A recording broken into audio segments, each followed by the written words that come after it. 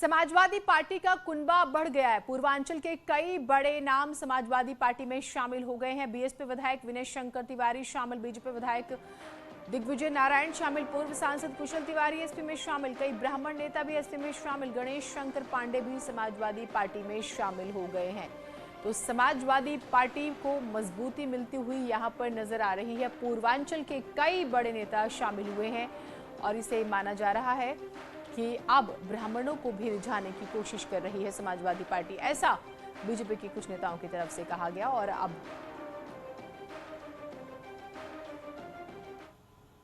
उधर 2022 विधानसभा चुनाव में जीत के लिए बीजेपी बूथ स्तर पर अपनी पकड़ मजबूत करने में जुटी है।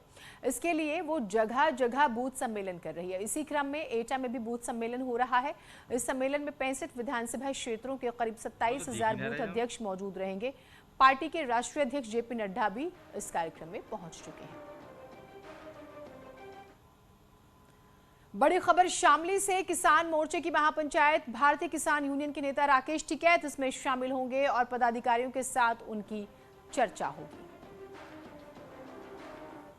राष्ट्रीय नेता, लाखों करोड़ों किसानों की दिलों की धड़कन राकेश टिकैत जी इस पावन कैराना की धरती पे आज वहाँ दिल्ली के बॉर्डरों से 1 साल तक आंदोलन लड़कर जो है बॉर्डरों से यहाँ पहुँच रहे हैं।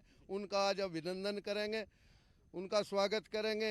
और उत्तर प्रदेश की जो स्थानीय समस्याएं हैं, गन्ना मूल्य का भुगतान, गन्ना मूल्य जो है लागत के हिसाब से नहीं बढ़ाया गया वो, और बढ़ते हुए बिजली के बिल, उर्वरकों के दाम बढ़ते हुए, उन समस्याओं का जो है यहाँ से जो है उत्तर प्रदेश सरकार से जो है उनके विरोध में बात आवाज बुलंद करेंगे, अपनी मांगों को लेकर के भी आवाज बुलंद करेंगे। और उमेश हमारे साथ, हमारे सहयोगी जुड़ गए, उमेश से बात करते हैं। उमेश, क्योंकि राकेश टिकैत भी इस कार्यक्रम में शामिल होंगे, क्या जानकारी है, वो कब तक पहुंचेंगे और इस कार्यक्रम का मेन मकसद क्या है? क्या उनका स्वागत, उनका अभिनंदन होगा या अभी भी एक दबाव की राजनीति हो रही है किसानों की तरफ से?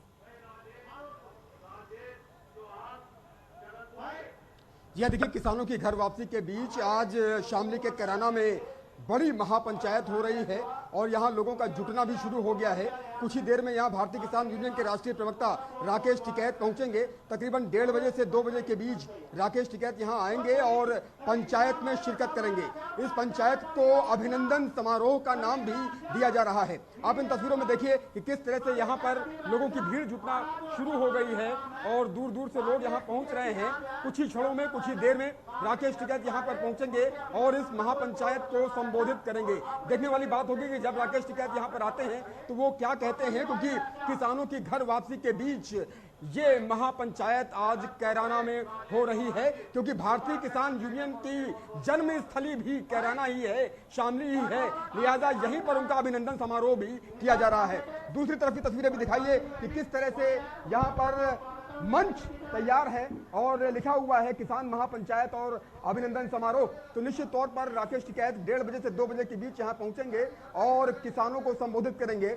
यहाँ अन्य मुद्दों पर भी चर्चा की जाएगी, गन्ना मूल्य भुगतान को लेकर चर्चा की जाएगी, बिजली समस्या को लेकर के भी चर्चा की जाएगी, तमाम अन्य बातों पर भी मंथन किया जाएगा।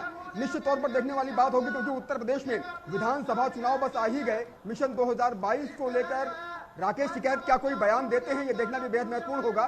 बहरहाल आज किसान महापंचायत किसानों की घर वापसी के बीच हो रही है, लिहाजा यहाँ कार्यकर्ता, भारतीय किसान यूनियन के जितने भी लोग हैं वो बेहद उत्साहित हैं और लिखा हुआ है किसान महापंचायत और अभिनंदन समारोह। यहाँ पर राकेश टिकैत का सबसे दिलचस्प ये होगा कि राकेश टिकैत इस मंच से कह